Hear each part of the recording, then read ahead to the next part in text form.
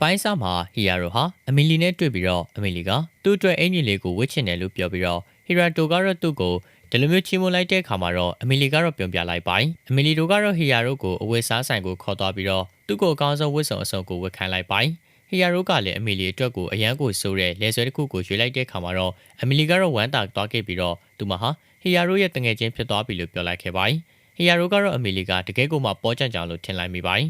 းဟရတိုကတော့အဲလီပေါ်ကြံကြောင်လို့သမျှတွေကိုထိုင်ကြည့်နေခဲ့တာပေါ့ဒါနဲ့ရုတ်တရက်ဆိုင်တဲ့ကိုသူတို့တငယ်ချင်းတွေဝင်လာတော့သူတို့ကတော့ဗီဒီယိုတစ်ခုနားမှာဝင်ပုံနေခဲ့ကြပါတယ်ဟရတိုကတော့မြန်မြန်ထွက်သွားမှရမယ်လို့ပြောနေခဲ့ပေမဲ့လည်းအဲလီကတော့ဒီအခြေအနေတွေကိုသဘောကျနေခဲ့ပါတယ်နောက်ဆုံးမှဗီဒီယိုတွေကနေထွက်လာတဲ့ဟရတိုစီကိုခေလာကဖုန်းခေါ်ဆုပ်ခဲ့နေတာကိုတွေ့လိုက်ခဲ့ရပါတယ်ခေလာကတော့ဆာကူရာပြောင်းနေတယ်ဆိုတဲ့အကြောင်းကိုပြောပြလိုက်ပါတယ်သူမရဲ့ GPS ကိုပိတ်ထားတာကြောင့်ခြေရခံလို့မရဘူးလို့ပြောလိုက်ပြီးတော့ဟရတိုကိုလည်းစိတ်တူနေခဲ့ပါတယ်ဖုန်းပြောနေရင်းနဲ့ပဲသူ့ရှိမှဆာကူရာရက်နေတာကိုတွေ့လိုက်ရပါတယ်ဆာကူရာကတော့ဟရတိုကို GPS နည်းနဲ့ကိုမှခြေရခံပြီးတော့ရှာတွေ့သွားတာလို့ပြောလိုက်ခဲ့ပြီးတော့သူမနဲ့အတူတနေရာကိုသွားဖို့ကိုပြောခဲ့ပါတော့တယ်ဟရတိုကလည်းဆာကူရာကအယ်လီနဲ့တွေ့မိရင်ပြဿနာတွေဖြစ်မှာကိုစိုးရင်ပြီးတော့သဘောတူလိုက်တာပေါ့ဒါပေမဲ့လို့မသွားခင်မှာဆာကူရာကိုသူ့ရဲ့မန်နေဂျာကိုဖုန်းဆက်ပြီးတော့လုံခြုံတယ်လို့ပြောလိုက်ပါအောင်ဆိုပြီးတော့ပြောလိုက်ခဲ့ပါတယ်တက်စီထဲမှာတော့ဟရတိုကအဲလီကိုသူ့လေးကိစ္စချက်ချင်းကိုမှပေါ်လာလို့သွားလိုက်ရတယ်ဆိုပြီးတော့ပြောခဲ့တာပေါ့ဒီလိုနဲ့ဆာကူရာနဲ့ဟရတိုတို့အတူရှိနေတာကိုခဲလာတည်သွားတော့သူကတော့အနေငယ်တော့စိတ်ပူနေခဲ့ပါတယ်နောက်တော့ဆာကူရာကဟရတိုကိုရောက်ပြီးဆိုတဲ့အကြောင်းပြောပြီးတော့သူကတော့ဒီနေရာလေးကိုပြကျင်နေခဲ့တာကြာပြီ။ဘာကြောင့်လဲဆိုရင်တော့ဟရတိုကစက်ကျုံရဲ့သူရဲ့ကောင်းဖြစ်ပြီးတော့သူရဲ့ကျေးဇူးကြောင့်ပဲဒီနေရာကလုံခြုံစွာရှိနေရတာဖြစ်ကြောင်းကိုပြောနေခဲ့ပါတယ်။ဟရတိုကလည်းဆာကူရာရဲ့အမှုချင်းတွေကိုကြည့်ပြီးတော့စဉ်းစားမရဖြစ်နေခဲ့ပါတယ်။ဒီလိုနဲ့စကားတွေပြောနေကြရင်လည်းတချင်းလေးတစ်ခုကိုဆိုလိုက်တော့ဟရတိုကဒီတချင်းကသူ့ရဲ့ညီမဖြစ်သူဆိုလေးရှိတဲ့တချင်းနဲ့တူတယ်လို့ပြောလိုက်ခဲ့ပါတယ်။ဒါကိုကြားတော့ဆာကူရာကလည်းမယုံကြည်နိုင်ဖြစ်သွားခဲ့ပါတယ်။ဘာကြောင့်လဲဆိုတော့ဒီတချင်းကသူမရဲ့မိခင်ဆိုလေးရှိတဲ့တချင်းဖြစ်ပြီးတော့လူသိများတဲ့တချင်းမဟုတ်ပါဘူး။ဒါပေမဲ့လို့ဒါကိုစိတ်ဝင်စားသွားတဲ့ဆာကူရာကဟရတိုရဲ့ညီမနာမည်ကိုမေးလိုက်တာပေါ့။ဟရတိုကတော့ကယ်ရန်လို့ပြန်ဖြေလိုက်ပါတယ်။ဆာကူရာလည်းအော်စွာနဲ့မြို့ထဲမှာအရင်ကမိတ်ဆာရီရဲ့တိုက်ခိုက်မှုကိုခံခဲ့ရတာလားဆိုပြီးတော့မေးလိုက်ခဲ့ပါတယ်။ဟရတိုကတော့ဟုတ်ကြောင်ပြောလိုက်တော့ဆာကူရာကသူမရဲ့အမေလည်းမိတ်ဆာရီရဲ့တိုက်ခိုက်မှုမှာတေဆုံးခဲ့ရပြီးတော့နောက်သူမကလည်းမောင်နှမနှစ်ယောက်နဲ့ဆုံခဲ့ပြီးသူတို့ကပဲသူမရဲ့တေဆုံးမှုကိုကြိုက်နှစ်သက်ကြောင်ပြောခဲ့တာမို့လို့အဲ့ဒါကလည်းအားရှိသွားခဲ့ပြီးတော့ဒီလိုမျိုးဖြစ်လာအောင်လို့စူးစမ်းတာလို့ဟရတိုကိုကျေးဇူးတင်စွာနဲ့ကိုမှပြောပြနေခဲ့တာပေါ့ဟရတိုကလည်းဆာကူရာအကြောင်းကိုတေချာမေးကြည့်လိုက်တော့သူကလည်းမိတ်ဆာရီရဲ့ကူးစက်မှုကိုခံရပြီးတော့နေမကောင်းဖြစ်ခဲ့ရတဲ့အကြောင်းကိုသိလိုက်ရပါတယ်သူကလည်းအယ်လီနဲ့တူတူပဲလို့တွေ့လိုက်ခဲ့ပါတယ်ဆာကူရာကလည်းသူ့လိုလူတွေအများကြီးတွေကပဲသူကကန့်ကောင်းစွာနဲ့ကိုကယ်တင်လို့ရခဲ့တာကြောင့်အသက်ရှင်ခဲ့ရကြောင်းကိုပြောပြနေခဲ့ပါတယ်သူကလည်းအဲ့ဒီလိုမျိုးနေမကောင်းတဲ့သူတွေအတွက်ခွန်အားဖြစ်စေဖို့တခြင်းတွေဆက်ဆူနေခဲ့ကြောင်းပြောပြနေခဲ့ပါတယ်အဲ့ဒီလိုပြောနေကြရင်းနဲ့ပဲဟရတိုကလည်းကူးဆက်ခံထားရတဲ့သူပဲဆိုတာကိုသိလိုက်ရပါတယ်ဟရတိုအတွက်ကလည်းစိတ်မကောင်းနေငယ်ဖြစ်သွားခဲ့ရတာပေါ့နောက်တော့သူတို့ပြန်မယ်လုပ်ပြီးတော့လမ်းမှာပဲမိတ်ဆာရီရဲ့တိုက်ခိုက်မှုကိုခံလိုက်ရပါတယ်ချက်ချင်းပဲဌာနကိုအကူအညီတောင်းလိုက်ခဲ့ပါတယ်ဒါပေမဲ့လို့မရောက်လာခင်မှာပဲတောက်ခံထားဖို့ကိုပြောလိုက်ခဲ့ကြပါတယ်ဒီလိုနဲ့မိတ်ဆာရီကိုဟရတိုနဲ့ဆာကူရာတို့နှစ်ယောက်ကတိုက်ခိုက်နေကြရင်နဲ့ဟရတိုကတော့စွမ်းအားသုံးလို့မရဖြစ်နေတာကြောင့်ဆာကူရာကတော့ကူညီပေးနေခဲ့ပါတယ်နောက်တော့ဟရတိုကလည်းတေချာကိုပြန်စားတိုက်ခဲ့တာပေါ့ဆာကူရာကလည်းဟရတိုကိုချီးကျူးဖို့ပြေးလာမလို့ပဲရှိသေးတယ်မိဆာကစက်တိုက်ခိုက်ချင်နေတာကြောင့်ဒီတစ်ခါတော့ဟရတိုကတော့ဆာကူရာကိုချီးပြီးတော့ကယ်လိုက်တဲ့နောက်မှာတော့ဌာနကလူတွေပါရောက်ရှိလာခဲ့ကြပါတယ်အမှအလီလဲပါလာပြီးတော့သူတို့နှစ်ယောက်စလုံးကိုတွေ့သွားပြီးတော့တဝင်းတိုးနေခဲ့ပါတယ်မိဆာကတော့ဆက်ပြီးရီဟာဖရီနဲ့အလီတို့ကတော့တိုက်ခိုက်ပြီးတော့တပ်ဖို့ကြိုးစားခဲ့ကြပါတယ်ဒါပေမဲ့လို့သူတို့ရဲ့တိုက်ခိုက်မှုတွေကအကျိုးမရှိဘူးဆိုတာကိုသိသွားခဲ့ကြပါတယ်ဒုတိယအကြိမ်ကြိုးစားမယ်ဒီတစ်ခါမှာတော့ဟရတိုကဦးဆောင်ပြီးတော့နောက်ဆုံးတိုက်ခိုက်မှုကိုလုပ်ခဲ့ပါတယ်ဒါပေမဲ့လို့သူတို့ရဲ့ကြိုးစားမှုကအကျိုးမရှိခဲ့ပြန်ပါဘူးတိုက်ပွဲတွင်းမှာဆာကူရာကဟရတိုကိုအော်ခေါ်လိုက်ခဲ့ပြီးတော့မိဆာကတော့ဆာကူရာရဲ့အတန်ကိုတုတ်ပြန်တာကိုသိထားမိသွားခဲ့ပါတယ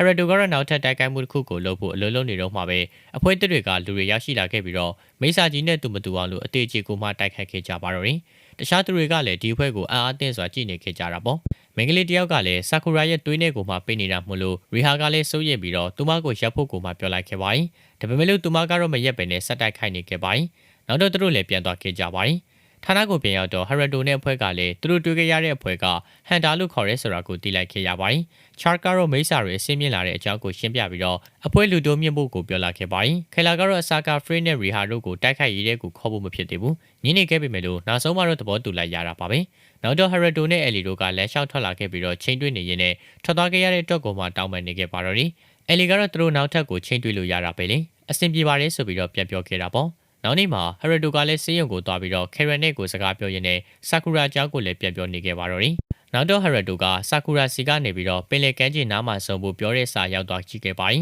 အဲ့နောက်မှာတော့ဆာကူရာကိုခေရန်ကပါပွဲအတွက်ကိုမှစိတ်လို့ရှားနေတာဖြစ်ကြောင်းကိုပြောပြနေခဲ့ပါတယ်ဆာကူရာကလည်းလူတွေကသူမရဲ့တခြင်းတွေကစိတ်တက်ကြတာကိုပျောက်စေတယ်လို့ပြောနေခဲ့ကြပါတယ်ဒါပေမဲ့လို့တကယ်ကတော့သူကလည်းအတန်ပြင်ထားလို့သာကောင်းနေတာဖြစ်ကြောင်းကိုပြောပြနေခဲ့ပါတယ်ဟရတိုကတော့သူမရဲ့အတန်ကိုစတွေ့တော့ကတခြင်းဆိုပြကလေးကကိုကြိုက်ခဲ့တာဖြစ်ကြောင်းကိုပြန်အားပေးနေခဲ့ပါတယ်ဆာကူရာလည်းအဲ့တော့မှကိုစိတ်ကျဉ်နဲ့တွားခဲ့ရတာပေါ့ဒီလိုနဲ့ပွဲနေ့ကိုရောက်လာတော့ဆာကူရာကလည်းအစွမ်းကုန်ဖျော်ဖြေခဲ့ပြီးတော့ဟရတိုနဲ့သူ့ရဲ့တငယ်ချင်းတွေကလည်းအားပေးနေခဲ့ကြပါတယ်တာဝန်တွေအပြီးမှာဟရတိုနဲ့သူ့ရဲ့တငယ်ချင်းတွေကပင်လယ်ကမ်းခြေကိုအနားယူဖို့ရောက်လာခဲ့ကြပါတယ်ခရာကတော့သူမရဲ့တူနာပြူမီဟာရုကိုပါခေါ်လာခဲ့ပါတယ်ဆာကူရာကလည်းဟရတိုကိုကြည့်နေတာကိုသတိထားမိပြီးတော့သူ့ရဲ့လက်မောင်းကိုဖတ်ပြလိုက်တာပေါ့မသိရင်သူ့ပိုင်ပါတယ်သူ့ဆရာကြီးပါပေါ့အလီကတော့ဆာကူရာကိုအပြုတ်မျိုးထိန်သိမ်းဖို့ပြောတော့ဆာကူရာကတော့ရှာထုတ်ပြီးတော့ဟရတိုကိုရေထဲကိုမှဆွဲခေါ်သွားခဲ့ပါတယ်အလီကတော့အရန်ကိုမှတဝင်းတူနေပြီးတော့စိတ်ဆူသွားတာပေါ့ကလရီကတော့အလီကိုစိတ်ဆူနေတာကိုရက်ပြီးတော့ပျော်နေဖို့ပဲပြန်ပြောလိုက်ခဲ့ပါတယ်